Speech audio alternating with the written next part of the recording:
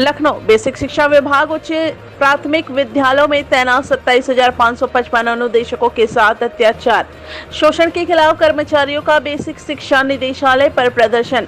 अपने 11 सूत्रीय मांगों को लेकर अनुदेशक शिक्षा निदेशालय कार्यालय पर धरने पर बैठे।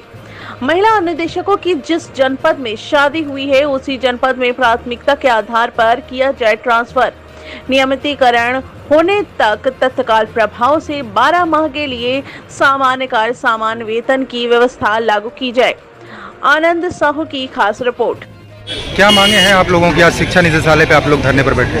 हम लोग की बहुत सारी समस्याएं हैं जिसके मूल समस्या सभी समस्याओं का एक ही निदान है। हम लोग नियमितीकरण की मांग कर रहे हैं कि हम लोग अनुदेशक पद पर ही हम लोग को अनुदेशक के योग्यता को जो है उसके पूर्ण मानक को हम लोग पूर्ण करते हैं। शिक्षक की योग्यता को पूर्ण करते हुए भी हम लोग अनुदेशक पद पर है। उच्च प्राथमिक विद्यालय में 2013 से हम लोग अपने पद पर ही हम लोग को स्थायी कर दिया जाए और जब तक स्थायीकरण की प्रक्रिया पूर्ण नहीं होती तब तक समान काम के समान वेतन दिया जाए। क्योंकि हम लोग का मानदेय पूर्णकालिक काम करते हुए भी हम लोग का जो मानदेय है मात्र 9,000 है, जिसके कारण हमारे अनुदेशक मानसिक शारीरिक आर्थिक और सामाजिक प्रताड़ना के शिकार हो रहे हैं।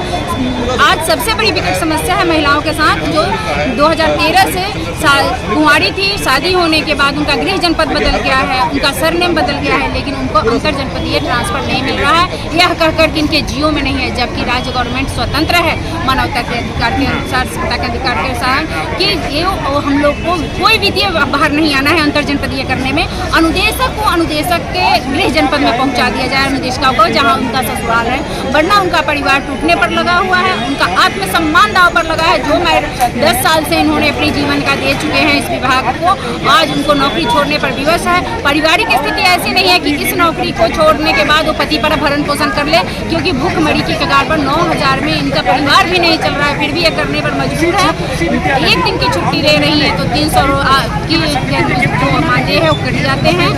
हम लोगों को मेडिकल भी नहीं है, हम लोग को CCL नहीं है, हम लोग को 10 छुट्टियां मिलती है। अनुदेशक पूर्णकालिक काम करते हैं उच्च प्राथमिक विद्यालय में, लेकिन अनुदेशक के पास कोई सुविधा नहीं है पूर्णकालिक काम लेते हुए। मानदेय भी कम है और समस्या अनगिनत है सर। अंतर जनपदीय नहीं है, मेडिकल नहीं है, CCL नहीं है सर। 100 की बाध्यता सबसे मुख्यता से लिखी गई है, जबकि हम लोग के जीवन में स्पष्ट लिखा है कि 100 की बाध्यता 100 की संख्या होने पर उच्च प्राथमिक विद्यालय में अनुदेशक रखे जाएंगे, न कि हटाए जाएंगे।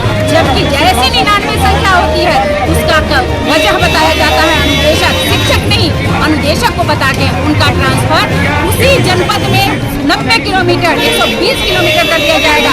एक लखीमपुर जनपद है जो 160 किलोमीटर तक है, उत्तर प्रदेश का सबसे बड़ा जनपद।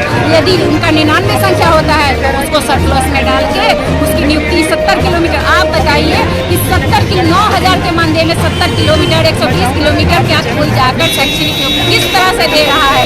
वो कहीं आज मानदेय जो है टाइम से हम लोग को नहीं मिलता, जो भी 9,000 की मजदूरी भी टाइम से नहीं मिलता है, जून का वेतन नहीं मिलता है। जब अपनी लाभ की बात हुई तो इन्होंने जियो में संशोधन कर लिया और 15 दिन का जून में सैलरी देने लगे, मानदेय देने लगे। 15 दिन जनवरी में, क्या 15 दिन हम लोग बीमार नहीं पड़ते कि खाते नहीं है, जिससे लगातार आप काम ले रहे हैं? अनुदेशक BLO की ड्यूटी करते हैं, सब सर्वे करवा दे, BLO की ड्यूटी करते हैं, इसी निदेशालय से जाते हैं, हर योजना में अनुदेशक को शामिल करते हैं।